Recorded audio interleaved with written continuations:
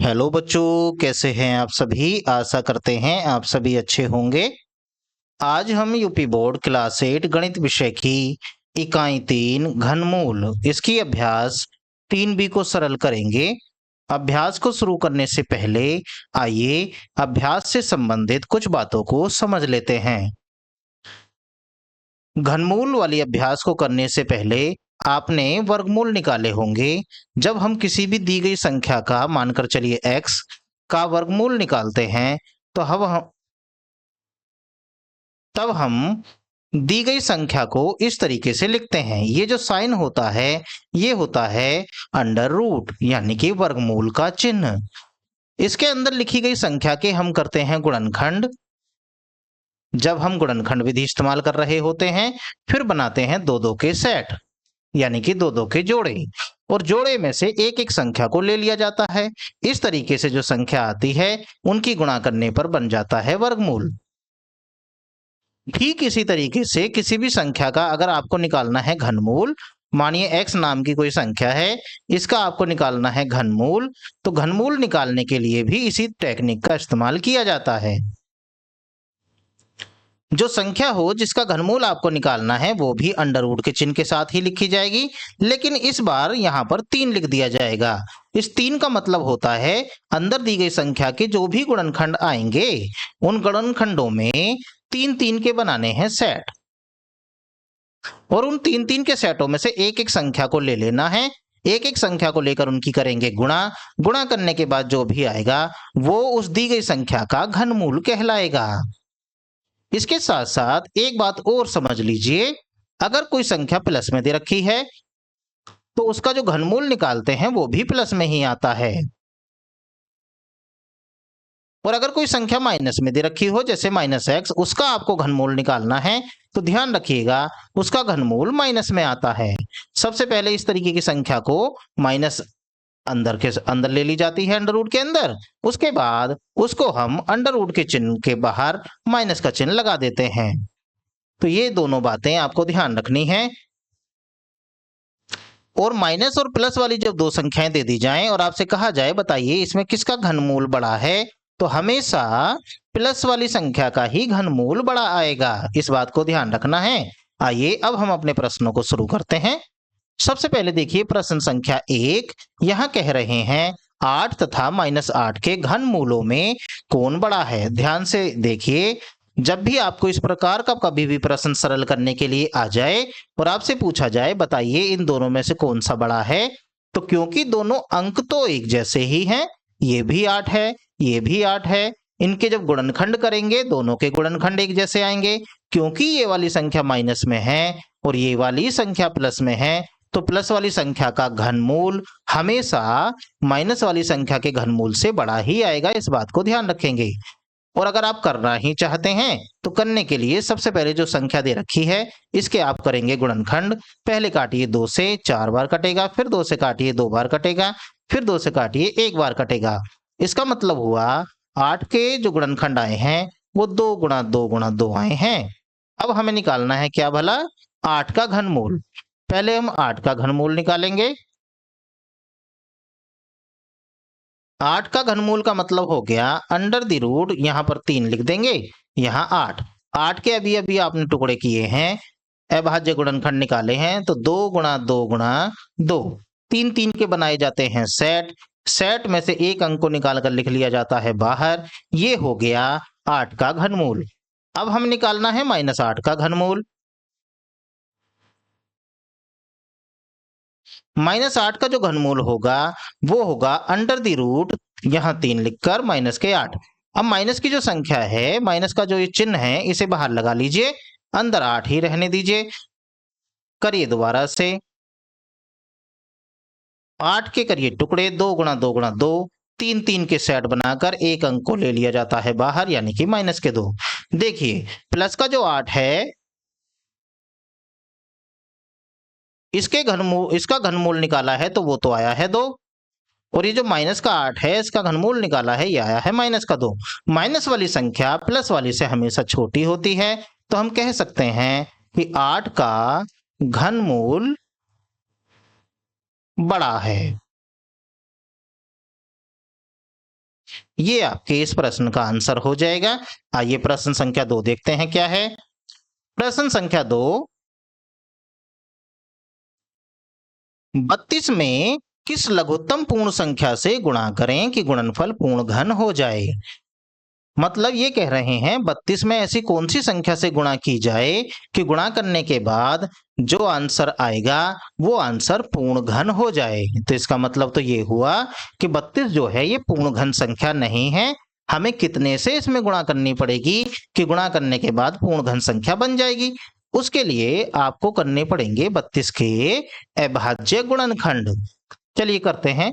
पहले 2 से विभाजित करिए, 16 बार कट जाएगा। फिर 2 से विभाजित करेंगे, फिर ये 8 बार कटेगा। फिर 2 से काटेंगे 4 बार, फिर 2 से काटेंगे 2 बार, फिर 2 से काटेंगे तो 1 बार। ये हमने इसके गुणनखंड कर दिए हैं।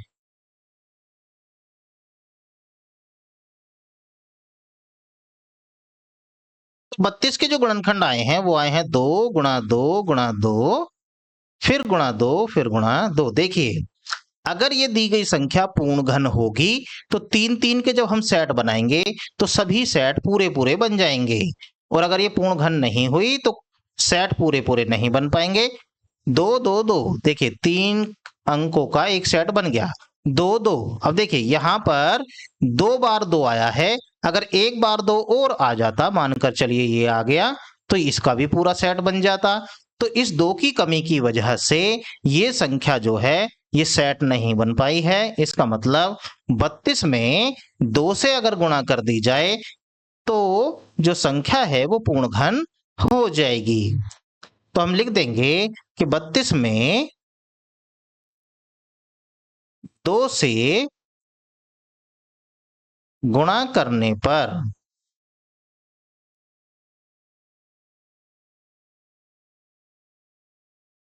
प्राप्त संख्या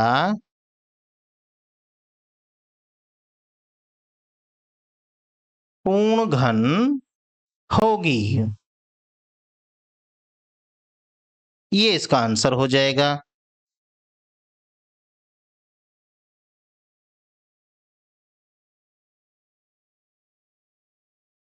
आइए अगला प्रश्न देखें। अगला प्रश्न क्या है। प्रश्न संख्या 3, निम्नांकित में से कौन सी संख्याएं पूर्ण घन हैं। हमें ये बताना है ये जो संख्याएं हमें दी गई हैं इनमें से कौन कौन सी संख्याएं पूर्ण घन हैं। इसके लिए ध्यान रखिएगा जो संख्याएं हमें दे रखी हैं हम करेंगे उनके अभाज्य गुणनखंड। सबसे पहली बात, अभाज्य गुणनखंड करने के बाद हम 3 3 के बनाएंगे सेट। और अगर जिस संख्या में सभी अंकों के सेट पूरे पूरे बन जाएंगे वो तो पूर्ण घन हो जाएगी। और जिसमें पूरे पूरे सेट नहीं बन पाएंगे वो पूर्ण घन नहीं होगी। कैसे, आइए समझते हैं। सबसे पहले प्रश्न संख्या 1 ही देख लेते हैं इसकी। ये है 432। आइए सबसे पहले 432 के करते हैं अभाज्य गुणनखंड। 2 से काटिए इसको, 2 दूनी 4, 2 एकम 2 और 2 छिक्का 12। फिर 2 से काटिए, 2 एकम 2, 0 8। फिर 2 से काटिए, 2 से काटेंगे इसे 54 बार। फिर 2 से काटेंगे इसको 27 बार। अब ये 2 से कटेगा नहीं, अब ये कटेगा 3 से।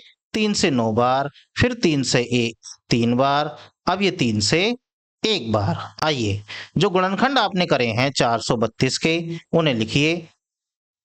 4 बार तो यहां पर नजर आ रहा है 2, यानी कि 2 गुणा 2 गुणा 2, और 1 बार और है 2। उसके बाद 3 गुणा 3 गुणा 3।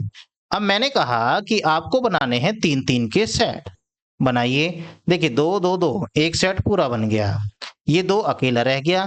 3 3 3, ये भी सेट पूरा बन गया।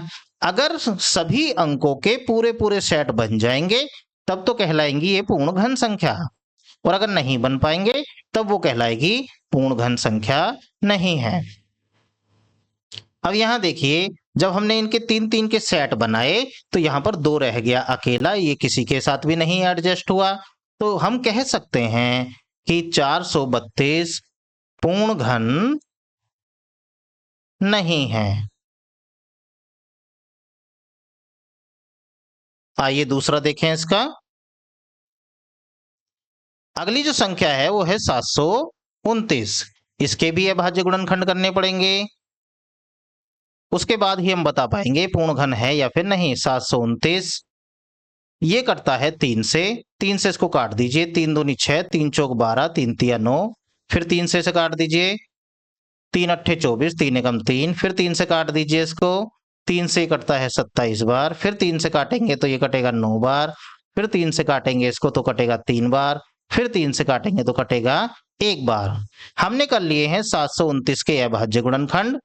अब देखिए 3 आया है 6 बार, 3 गुणा 3 गुणा 3, उसके बाद फिर से 3, 3 और ये 3।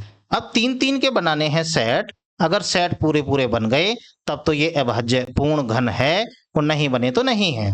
यहां देखिए ध्यान से, 3 3 के पूरे पूरे सेट बन गए हैं, तो हम कह सकते हैं कि 729 जो है ये पूर्ण घन संख्या है। ये भी सरल हो गया। आइए आगे देखें। अब हमारे सामने दे रखा है 13,824। 13,824 के भी हमें देखने हैं कि ये पूर्ण घन है या नहीं, तो करने पड़ेंगे अभाज्य गुणनखंड। 13,824 सबसे पहले इसे 2 से विभाजित करिए। 2 से काटेंगे तो 2 से 2 छिक्का 12, 2 नम 18, 2 एकम 2, 2 दूनी 4। फिर 2 से इसे विभाजित करेंगे। 2 से कटेगा 2 तिया 6, 2 चौक 8, 2 पंजे 10 और 2 छिक्का 12। फिर 2 से इसे विभाजित करिए। 2 से काटेंगे तो 2 एकम 2, 2 सत्ते 14, 2 दूनी 4 और 2 अट्ठे 16। फिर 2 से इसे विभाजित करेंगे। 2 से ये कटेगा, 2 अट्ठे 16, 2 छिक्का 12 और 2 चौक 8। फिर 2 से इसे विभाजित करेंगे। 2 चौक 8, 2 तिया 6, 2 दूनी 4। फिर 2 से इसे काटेंगे। 2 दूनी 4, 2 एकम 2, 2 छिक्का 12। फिर 2 से इसे विभाजित करेंगे। 2 एकम 2, 2 जीरो जीरो, 2 अट्ठे 16। फिर 2 से काटेंगे इसको। 2 से कटेगा ये 54 बार। फिर 2 से इसे काटेंगे। 2 से कटेगा ये 27 बार। अब फिर 2 से इसको विभाजित करेंगे। 2 से ये कटेगा, 2 से अब ये कटेगा नहीं, अब कटेगा ये 3 से। 3 से 9 बार। फिर 3 से काटेंगे तो ये 3 बार। अब 3 से आखिर में कटेगा ये 1 बार। तो 13,824 इसके जो हम गुणनखंड करेंगे वो क्या क्या आ गए हैं हमारे सामने।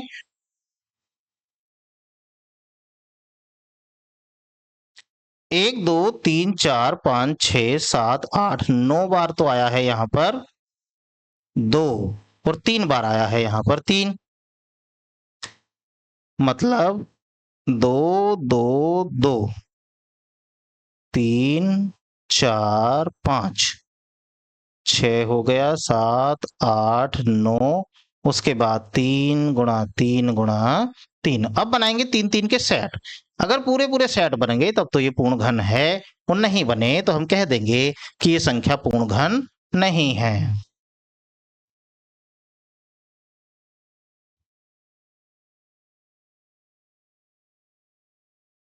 1 2 3 4 देखिए ये सभी संख्या जो हमें आई हैं अभाज्य गुणनखंड होकर इनके सभी के पूरे पूरे सेट बन गए हैं, तो हम कह देंगे कि 13,824 पूर्ण घन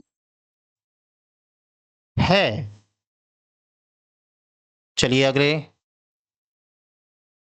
अब हमारे सामने है 42,875। हमें यह बताना है कि यह संख्या भी पूर्ण घन है या नहीं।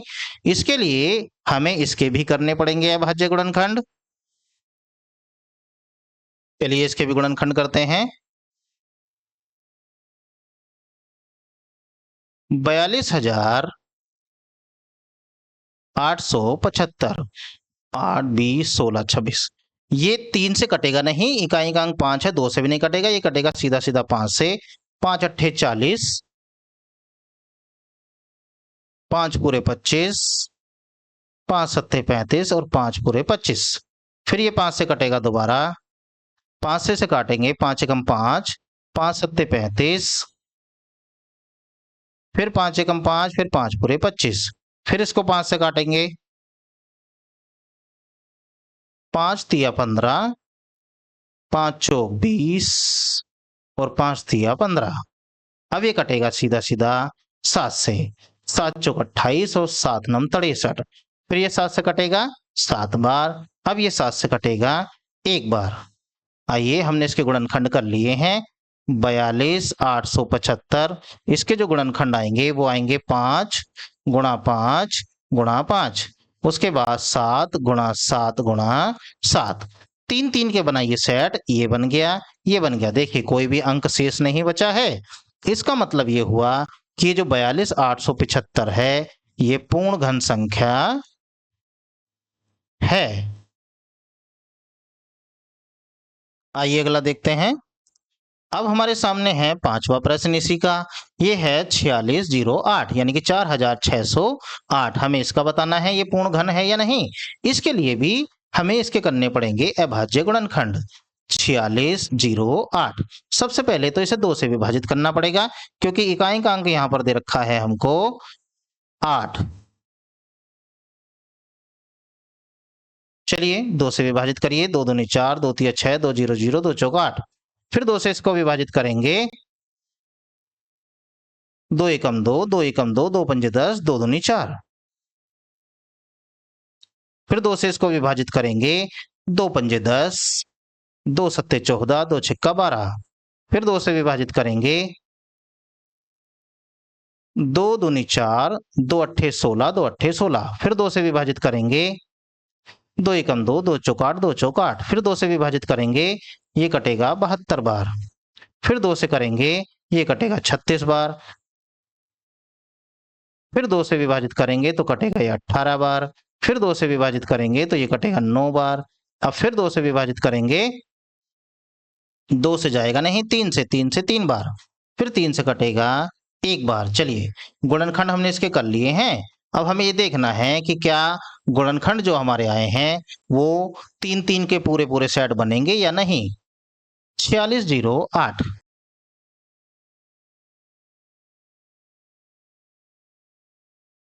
1 2 3 4 5 6 7 8 9। 2 है इसमें 9 बार। 2 3 बार, 4 5 6 7 8 9।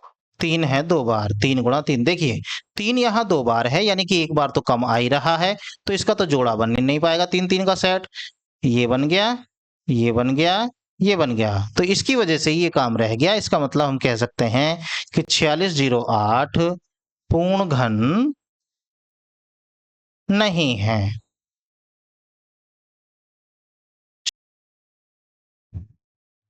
प्रश्न संख्या 3 की छठा पार्ट। आइए इसे सरल करते हैं। ये हमारे पास है 1125। हमें बताना है ये पूर्ण घन संख्या है या नहीं। इसके लिए हमें इसके भी अभाज्य गुणनखंड करने पड़ेंगे। तो चलिए सबसे पहले दी गई संख्या के अभाज्य गुणनखंड कर लेते हैं। देखिए इकाई का अंक इसमें है 5, इसका मतलब ये 2 से तो कटेगा नहीं। 3 से चेक कर लीजिए। 5 और 2 7 और 2 9, ये 9 आ रहा है अंकों का योग। इसका मतलब ये दी गई संख्या 3 से पूरी पूरी विभाजित हो जाएगी। चलिए 3 से काटिए। 3 तिया 9, यहाँ बचेंगे 2, उतार लेंगे 2 का, 22 हो जाएगा। 3 सत्ते 21 और 3 पंजे 15। ये अभी भी 3 से पूरा विभाजित हो जाएगा। 3 से काटिए। 3 एकम 3, 3 दूनी 6 और 3 पंजे 15। अब ये 3 से नहीं कटेगा, अब ये कटेगा 5 से। 5 से काटिए, इसे 25 बार कट जाता है। 5 से फिर दोबारा काटेंगे तो ये 5 बार कटेगा। 5 से फिर दोबारा काटेंगे तो ये 1 बार कटेगा। अब हमने 1125 के गुणनखंड कर लिए हैं। ये आए हैं हमारे सामने 3 गुणा 3, फिर गुणा 5 गुणा 5 और गुणा 5। अब 3 3 के बनाने हैं सेट। देखिए 3 3 यहाँ 2 बार आया है, 1 बार इसमें और आ जाता तो इसका सेट बन जाता, वो ये आया नहीं है, लेकिन ये वाला सेट पूरा बन गया। तो इसका मतलब ये होता है कि 1125 पूर्ण घन संख्या नहीं है, पूर्ण घन नहीं है। चलिए अगला पार्ट देखते हैं। अगला क्या है। अब हमारे सामने है 10,976। 10,976 को भी हमें बताना है क्या ये पूर्ण घन संख्या है या फिर नहीं है। इसके लिए 10,976 के भी हमें अभाज्य गुणनखंड निकालने पड़ेंगे। तो चलिए अभाज्य गुणनखंड निकालते हैं, तभी हम बता पाएंगे ये पूर्ण घन संख्या है या फिर नहीं।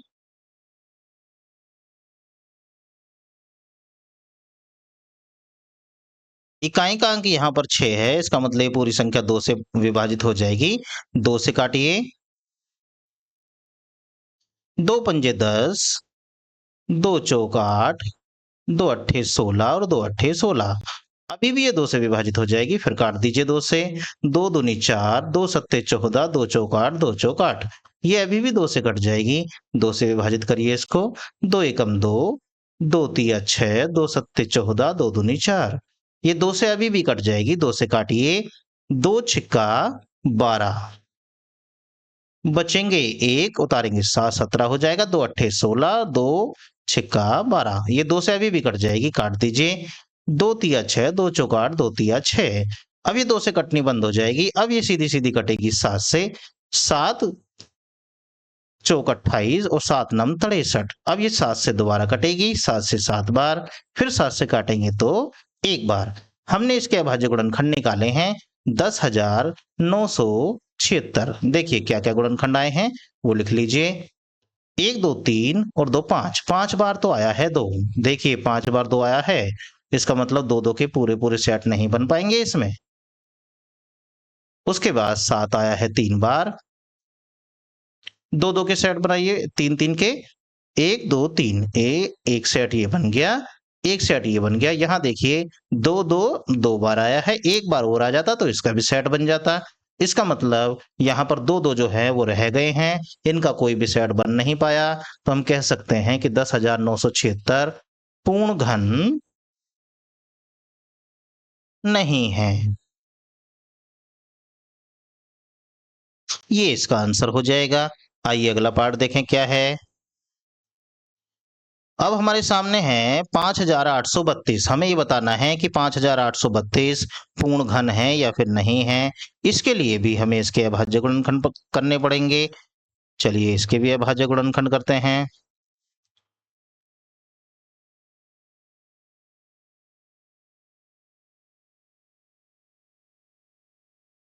5 8 3 2। इकाई का अंक यहाँ पर 2 है, इसका मतलब ये 2 से पूरा पूरा विभाजित हो जाएगा। 2 चौक 8, बचेगा 1, उतारेंगे 8 18 हो जाएगा। 2 नम 18, 2 एकम 2 और 2 छिक्का 12। ये अभी भी 2 से पूरा विभाजित हो जाएगा, काटिए इसे 2 से। 2 से काटेंगे, 2 एकम 2, 2 चौक 8, 2 पंजे 10 और 2 अट्ठे 16। फिर 2 से काटेंगे क्योंकि इकाई का अंक अब भी 8 आ रहा है। 2 सत्ते 14, 2 दूनी 4, बचेगा 1, 8 उधर जाएगा। 2 नम 18।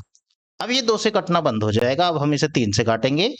3 दूनी 6, 3 चौक 12, 3 तिया 9। फिर 3 से कट जाएगा ये, 3 अट्ठे 24, 3 एकम 3। फिर 3 से कट जाएगा ये, 3 से कटेगा 27 बार। फिर 3 से विभाजित करने पर ये पूरा कटेगा। 3 नम होते हैं 27, फिर 3 से काटेंगे तो ये पूरा कट जाएगा। 3 तिया होते हैं 9, फिर 3 से काटेंगे तो ये कटेगा 1 बार। लीजिए हमने इसके भी अभाज्य गुणनखंड कर दिए हैं। अब देखते हैं क्या 3 3 के पूरे सेट बन पा रहे हैं या फिर नहीं। अगर बन गए तो बहुत अच्छी बात है, फिर तो ये पूर्ण घन हो जाएगा। 1 2 3, 3 बार 2 है यहाँ 3 बार।